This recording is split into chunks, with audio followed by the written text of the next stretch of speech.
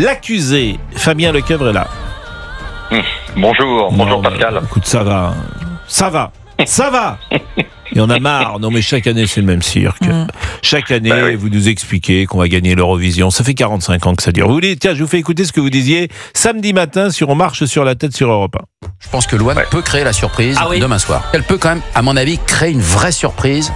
Voilà, c'était vendredi. Elle peut créer la surprise. Bah, la surprise, c'est qu'il n'y en a pas eu. Eh bien, non, la surprise, je vais vous dire Pascal, c'est qu'elle était très bien placée grâce au jury, mais le public, ça a été la surprise, qui lui a accordé que 50 points, c'est-à-dire que là, c'était la très grande surprise, dans le mauvais sens d'ailleurs, pour être de mauvaise foi, et c'est-à-dire que en fait, elle a reculé dans le classement considérablement en raison de public qui, je pense, n'a pas apprécié la chanson, pas plus que ça en tout cas, et a voulu lui faire payer quelque part. Et à l'inverse, Israël est arrivé à la deuxième place grâce au public et non pas grâce au jury.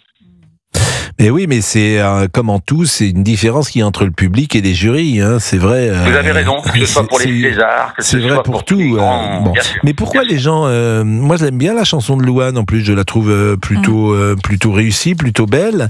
Mais manifestement, elle n'a pas trouvé son public, comme on dit. On s'en est aperçu très vite parce qu'elle ne passait pratiquement sur aucune des radios, elle était programmée. Il faut savoir que c'est quand même la troisième chanson qu'elle consacre à sa maman disparue entre 2013 et 2014 puisqu'elle a perdu ses deux parents. Et c'est le troisième titre qu'elle leur consacre. Elle avait fait d'ailleurs Et si t'étais là, très jolie chanson. Elle avait fait une autre chanson qui s'appelait également Maman sur son premier album Jour J sorti en 2015. Et là, elle nous a refait encore une chanson qui s'appelle Maman. Je pense que personne l'a dit avant. Hein. Maintenant, on va le dire après. C'est toujours pareil. Moi, vous me faites tous sourire parce que tout le monde fait ses commentaires en fonction du résultat. Personne n'a dit ça avant. Au contraire, on a dit c'est formidable, une chanson pour sa mère, c'est merveilleux. Ça a touché le public. J'en ai parlé. Je suis un des rares qui en ait parlé, Pascal. Oui. D'ailleurs, il y a même un litige entre l'un des auteurs de la chanson Maman qui est sur l'album Chambre 12, justement, il y a un vrai litige. Il s'appelle Johan Mallory, il a été accusé par plusieurs femmes justement de viol, d'agression sexuelle, avec soumission chimique. Et voilà, et c'est pour ça que Louane, entre autres, on peut pas l'affirmer, elle ne voulait plus chanter la première version et qu'elle l'a fait retirer des plateformes. Bon, alors paraît-il, parce que j'ai lu aussi la presse ce matin, qu'on ne gagne pas l'Eurovision parce que il n'y a pas de solidarité entre nous. La Belgique, par exemple, a donné 0 point de la Belgique et de l'Italie. Alors que les Pays-Baltes, il y a une sorte de solidarité. Il y a une gestion politique des votes, c'est vrai ? Alors, la solidarité, on va dire, des votes. Aujourd'hui, les votes sont géopolitiques, religieux. Moi, j'ai commenté pendant 5 ans pour une célèbre radio. J'ai commenté l'Eurovision. Et à chaque fois, il y a le bloc des gens qui sont créateurs de l'Eurovision. Ceux qui ont fait naître l'Eurovision à partir de 1956. C'est-à-dire les pays fondateurs. Vous avez bien sûr dedans, on aurait dû avoir justement la Belgique, le Luxembourg, etc. Or, pour cette année, la Belgique n'a pas été du tout solidaire de l'œuvre française. Vous avez un deuxième bloc, qui est le bloc de l'Est, qui est indiscutablement aussi, où souvent, tous les gens de l'Est, parlant probablement la même langue, qui les rassemble malgré tout, votent entre eux. Et puis après, vous avez un bloc des pays à population majorité musulmane, qui votent aussi entre eux. Et ça, c'est très révélateur. Personne ne le dit. Moi, je le dis tout le temps, depuis au moins déjà 5 ou 7 ans, où je dis, mais il y a 3 blocs dans l'Eurovision, et c'est pour ça qu'on ne peut plus gagner. Je pense que quand la France participe à l'Eurovision, c'est plus pour gagner, mais pareil pour l'Allemagne, la Suisse et autres. On va pour participer. Pourquoi ? Parce qu'on ne peut plus gagner. C'est trop indécis. Bah alors, faut nous le dire avant, ça aussi. Vous nous avez dit, alors, vous fichez de moi, en fait. L'année prochaine, avant les trucs, vous allez me dire pourquoi on va gagner. Vous m'avez dit qu'il pouvait y avoir une surprise, etc. Et puis le lendemain, vous dites, mais non, en fait, on peut plus gagner. Oui, mais c'est trop aléatoire, parce que ça ne dépend plus de la chanson, que de la chanson. L'Eurovision que vous avez connu, vous, Pascal, pendant votre enfance, on votait vraiment pour une chanson bonne ou moins bonne. Bon. Ça, c'est absolu, on le sait. Tous ceux qui ont gagné l'Eurovision entre 1958, on va dire, et pratiquement les années 88-90, ce qui était le cas de Céline Dion en 88, ont voté pour une bonne chanson. À partir de la moitié des années 90, les pays ont commencé à s'installer dans des votes religieux et politiques selon les populations de chaque pays. Et ça, c'est factuel, ce que je vous dis. On peut l'observer d'ailleurs à chaque fois que les points sont distribués à la fin de l'épreuve. Bon, alors ça c'est la première chose. Et puis la deuxième chose que je voulais vous dire, et encore je vais pas être agréable, c'est que vous nous avez vendu Céline Dion et on l'attend encore. Vous avez dit qu'elle devait venir. Alors je vous ai vendu tous les indices qui ont fait que Céline Dion aurait dû être présente. Ah bah oui, alors tiens, écoutez vos indices que vous nous avez donnés, c'était samedi matin sur CNews.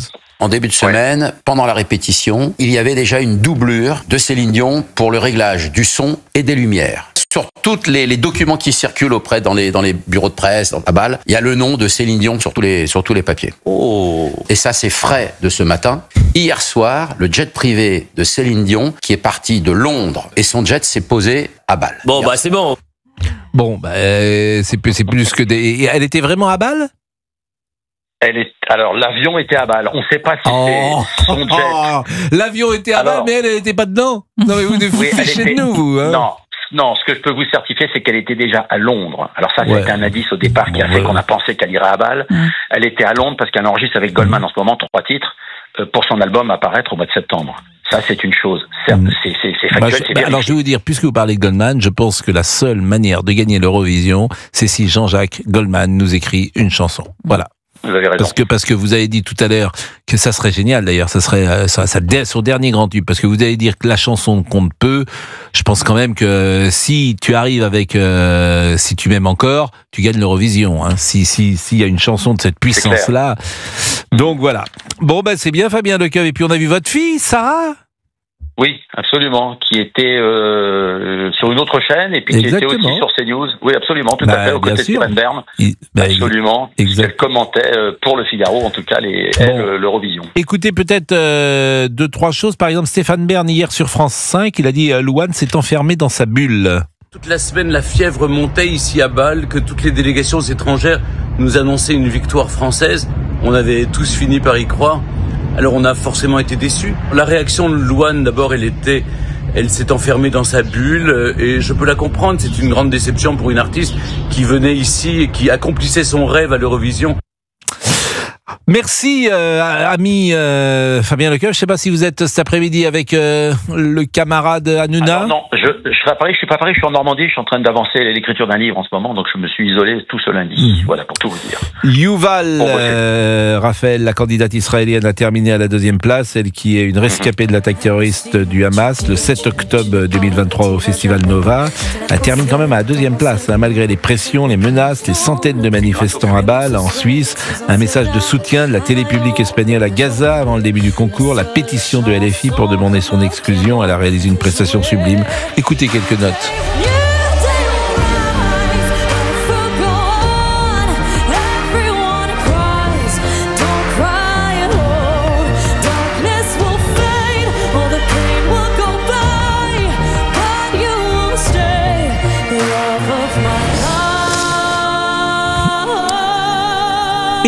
Également, alors qui a gagné? Parce que j'ai pensé à vous. L'Autrichien. C'est un Autrichien. Ah ça? Un Autrichien, ça m'énerve. Le célèbre. Bon, franchement, elle vous plaît, il a une voix particulière, c'est un contre-ténor. Il y a une performance vocale. Il a 24 ans. Ouais. Enfin, moi, je trouve que la mélodie, je ne dis pas le chanteur, mais la chanson. Tiens, qu'est-ce qu'elle en pense, notre amie Delphine, qui est là. On va écouter un avis d'une jeune femme. Je rappelle que Delphine est en stage avec nous, qu'elle a une 20aine d'années, qu'elle est en école de journalisme et qu'elle veut être journaliste. Première critique de Delphine. Tiens, voilà. Premier papier. Déjà, s'il a gagné, c'est qu'il y a une raison. Donc, ça veut dire que sa voix a vraiment plu au public. Moi, c'est pas forcément ce que j'écoute, mais on va dire que ça résonne bien. Après, je sais pas si je mettrais ça dans ma playlist, quoi. Qu'est-ce que vous écoutez, Delphine ? Moi, j'écoute beaucoup de variétés françaises. Par exemple ? Par exemple, beaucoup d'Aznavour, de France Gall. C'est fou, hein. Oui. Elle a 20 ans. Je rappelle que Delphine a 20 ans. Vous dites pas ça pour nous faire plaisir. Non, vraiment pas. J'ai ma playlist sous les yeux, je peux vous la montrer. Ah ouais, ça m'intéresse. Attention. La playlist de... Formidable. Voilà, par exemple. Je suis plus Hier encore de Charles Aznavour, mais formidable et vraiment pas mal aussi. Incroyable quand même. Quel âge vous avez, Delphine, on le rappelle ? 21. 21 ans, elle écoute Aznavour. Oui, il n'y a pas que le rap. Il faut écouter les musiques de l'époque. C'est les plus belles musiques. Bah, les mélodies, mais je suis France Gall, bien sûr, bien sûr. Bon, bah, voilà. Si on arrive à prendre Marie-Christine une petite seconde. Marie-Christine, un mot. Bonjour Marie-Christine de Neuilly, j'avais pas vu, mais vous ne l'avez pas prévenu qu'il y avait Je vous l'ai dit Marie-Christine. 5 fois. Ah, non, mais vous parce l'avez dit. qu'il aurait dû. Ah, non. Je vous l'ai dit Non, 5 fois. jamais de la vie. Si. Jamais. Je jamais. vous jure que si. Je dis devant les téléspectateurs auditeurs que jamais vous me l'avez dit. Autrement, Allez, Marie-Christine, c'est bon. on a 1 minute, Marie-Christine, pour que vous nous donniez Oui. votre avis sur l'Eurovision. Mon avis sur l'Eurovision, Oui. je dois dire que c'est pas terrible. Je suis tellement déçue. J'ai regardé l'Eurovision depuis que je suis toute petite, et plus ça va, plus c'est dégradé. Et sincèrement, j'aime beaucoup Louane, mais c'était pas le type de fille qu'il fallait mettre. Vous avez vu les bonnes femmes qui se présentent?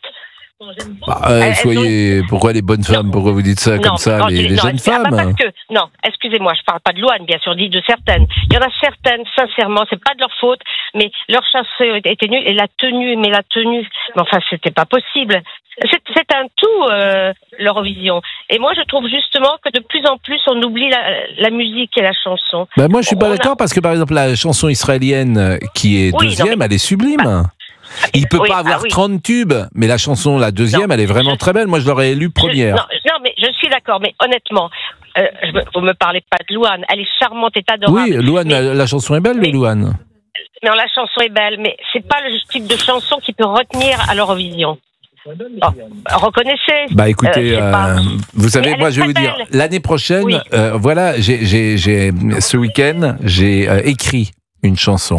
Et je vous propose d'écouter celle que je propose pour l'année prochaine. Comme un enfant aux yeux de lumière. Ah, ça sonne bien.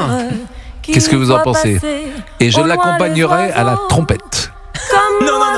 Vous embêtez pas. survolant la terre, vois comme le monde. Le monde est beau. Et ben on a gagné une année, on va aller jusqu'aux 50 ans. Hein. Bon, Marie-Christine, tout va bien dans la vie? Tout va bien, mais je regrette de plus vous avoir parce que j'ai. Mais pourquoi vous nous avez pu? C'est parce que l'horaire ne convient pas toujours. Vous êtes un peu. Vous finissez un peu tôt pour moi. Et comme je fais mes courses, souvent je suis à la maison et je vous entends pas. Et si vous faisiez vos courses plus tôt? Ah bah oui. Ouais, bon, alors, oui. changeons d'horaire pour Marie-Christine. Bah on oui, va aussi s'adapter. Voilà, ou vous faites vos courses plus tôt. Et 12h49, merci Marie-Christine. Bon, à très bientôt, hein. À très bientôt, Pascal. Vous me manquez beaucoup. Et c'est réciproque. Merci Marie-Christine. Vous connaissez, non? Elle est venue, Monsieur Boubou. Elle a eu une aventure avec vous. Non, mais arrêtez. Vous l'avez, vous allez chez elle le soir. C'est la fameuse. Bien sûr. D'accord. Bien sûr, elle dans le leaking size, c'était pas une amie. Hein, je vous le dis. Il est fou. Dans un instant, le grand débrief de Laurent Tessier sur Europe 1.